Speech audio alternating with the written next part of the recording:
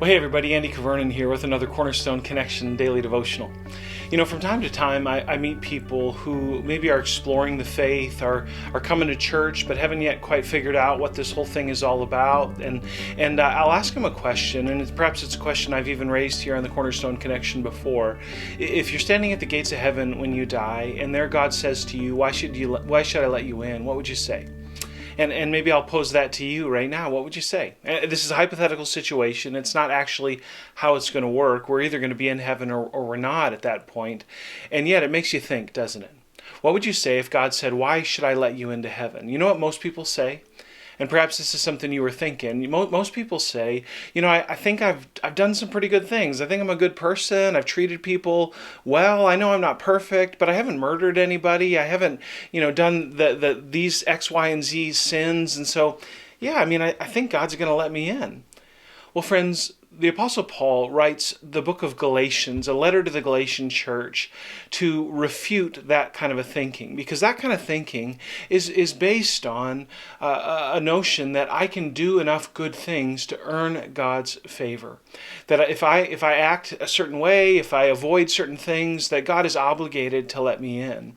And here in the Galatian church, they were bringing in all kinds of works to the salvation process. And they were trying to claim, based on their Jewish background, that to be saved, you really had to be circumcised. You really had to follow Jewish law, because that's the way God's people have been related to God for all these years. Why would God change that? Well, what we know is that the presence of Christ and the work of Christ at the cross changes everything. And so after working into this conversation and after demonstrating in so many ways that salvation is not by works, but it's by grace through faith in Christ alone, Paul says this famous thing in Galatians chapter 2, verses 20 and 21. And I want to read this to you, and then we're going to talk about it a little bit.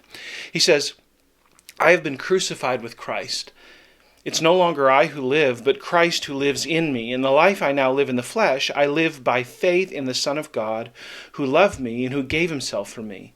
I do not nullify the grace of God, for if righteousness were through the law, then Christ died for no purpose. Friends, what's Paul saying here? Actually, before he goes into verse 20, he says things like verse 18, for if I rebuild what I tore down, I prove myself to be a transgressor. If I rebuild my commitment to the law, if I build my platform, if you will, on a foundation of works, my own works, then he says I prove myself to be a transgressor. I can't do it. I always fall short. Paul called himself the chief of sinners in multiple places in the New Testament. Paul knew that his works didn't cut it. And so he says in verse 19, for through the law I died to the law so that I might live to God. Friends, here's the thing. As long as we're trying to bring our works into the equation, as long as we're trying to earn God's favor, like we might try to earn a promotion at our jobs, we're going to fall short. And we're only going to prove how full of depravity we actually are. But when we acknowledge the work of Christ at the cross, and when we say to Jesus, look, I'm going to die with you to my works. I can't do it.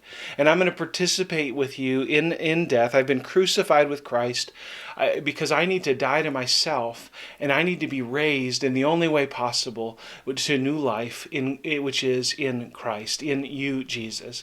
And so Paul says, I've been crucified with Christ. It's no longer I who live, but Christ who lives within me. And the life I live in the flesh now, I live by faith in the Son of God, who gave himself for me, who loved me. Friends, what's your standing with God today? Is it based on your works? Well, friends, that's a precarious place to be. And the more that you try to build your kingdom on your works, the more you're going to realize you can't do it. It's a frivolous endeavor. But when you die to yourself, when you give up trying to earn your place with God, and receive what Christ did for you at the cross, you can, by faith, be saved. You just got to trust him. You got to put your faith and trust in him. Now, maybe some of you put your faith and trust in Jesus a long time ago, but you've forgotten what got you there. You've forgotten that it's not about you, it's about him. And so even as you're walking around, going through your life, going through various trials and challenges and tests, friends, remember, It's all about grace. It's grace that saved you. It's going to be grace that sustains you, and it's grace that'll lead you home. God bless you, friends. Have a great day, and Lord willing, I'll see you again soon on the Cornerstone Connection Daily Devotional.